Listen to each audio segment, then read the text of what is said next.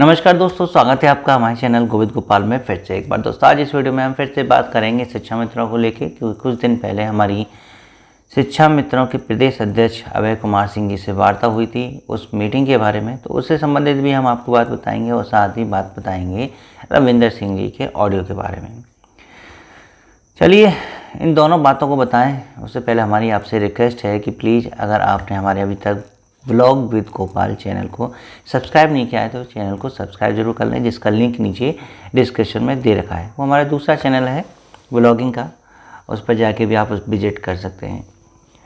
शिक्षा मित्रों को लेके जो खबर हम बता रहे हैं, ख़ास तौर पर मीटिंग को लेके, तो आपको पता ही था कि माननीय मुख्यमंत्री जी के निर्देशानुसार एक कमेटी गठित गई जिसके अध्यक्ष अवनीश कुमार अवस्थी जी हैं। तो शिक्षक और कर्मचारियों की मांगों को लेकर ये कमेटी बनाई गई थी। अभय कुमार सिंह जी के द्वारा दिए गए संदेश के अनुसार 12 मांग पत्र कमेटी को प्राप्त हुए हैं, जिनमें से एक शिक्षा मित्र का भी मांग पत्र है जो शिक्षा मित्र शिक्षक संघ के द्वारा दिया गया था, जिसकी रिसीविंग की लिस्ट हम आपको पहले भी अपने वीडियो के माध्यम से दिखा चुके हैं। और उसमें जो मांगें थी वो सामान्य रूप से आप सभी को बता दी गई हैं। अब बात आती है कि उस मीटिंग में वास्तव में शिक्षा मित्रों को लेके कुछ निर्णय लिया गया है या किस पे सहमति ज़्यादा है, क्योंकि 1 नवंबर को पदाधिकारियों के साथ बैठक हुई थी, प्रदेश के अध्यक्षों के साथ बैठक हुई थी। तो उसमें जो सबसे ज़्यादा सहमति बनी है वो बनी थी छात्र शिक्षक के अनुपात में शिक्षा मित्रों को गिनने की, दूसरे मानदेय बढ़ोतरी की, एक बार और अपने मूल विद्यालय जाने के अवसर को देखेगी। ये 3 चीज़ें तो लगभग ऐसी हैं कि सरकार जब चाहे इनको आदेश कर सकती है। इसमें कोई दिक्कत नहीं थी, क्योंकि वहाँ पूर्ण सहमति इस पर बन गई थी कि हाँ हम ये सब तीनों चीज़ें कर देंगे। बाकी स्थायीकरण को लेके अभी तक कुछ स्पष्टीकरण नहीं हो पाया, उस पर सहमति नहीं बनी, क्योंकि जब भी स्थायीकरण की बात हो रही थी तो बात मानदेय पर आके टिक जाती थी कि मानदेय कर दिया जाए। लेकिन शिक्षा मित्रों की तरफ से शिक्षकों के मूल वेतन के बराबर मानदेय की बात कही गई है कि इतना मानदेय शिक्षा मित्रों को होना चाहिए। अब सरकार कितना करती है सरकार की मंशा के ऊपर है। फिलहाल उस बैठक का निर्णय ये है कि 3 जो मांगे हैं उन पर निर्णय जल्दी आ सकता है। और दोस्तों जैसे जैसे नवंबर गुजर रहा है, इस बार अयोध्या में होने वाले महायज्ञ के बारे में चर्चा होने लगी है। वैसे तो शिक्षा मित्रों के बीच अब वो जोश नहीं दिखाई दे रहा है जो पिछली बार था।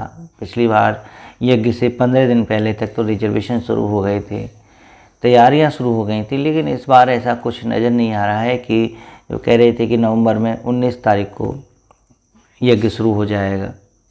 इस बार सोशल मीडिया पर और लोगों के द्वारा जो हमने संपर्क किए, कोई भी ऐसी जानकारी हासिल नहीं हो पा रही है कि यज्ञ को लेके क्या चल रहा है।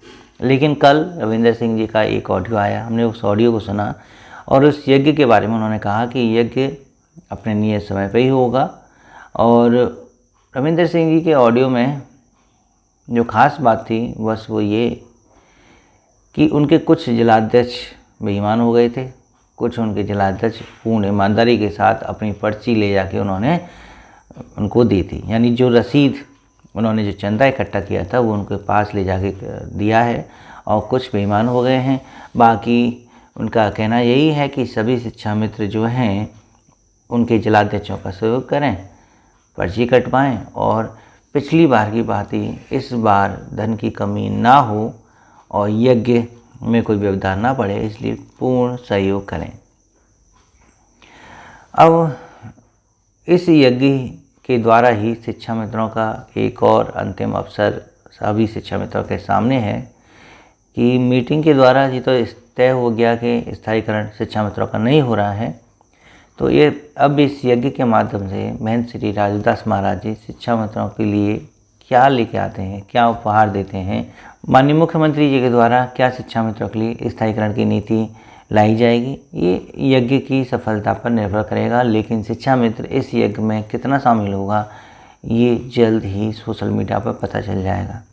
रविंदर सिंह जी के ऑडियो में बस यही खास बात थी कि उनका सहयोग शिक्षा मित्र करें, उनके जिलाध्यक्षों का जो सहयोग करें, उसी के माध्यम से ही ये यज्ञ संपन्न हो पाएगा और शिक्षा मित्रों के पूर्ण सहयोग की उम्मीद उन्होंने आपसे रखी है।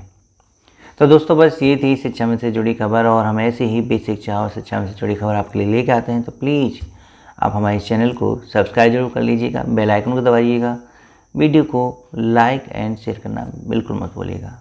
आज इस वीडियो में इतना ही। नमस्कार, जय हिंद।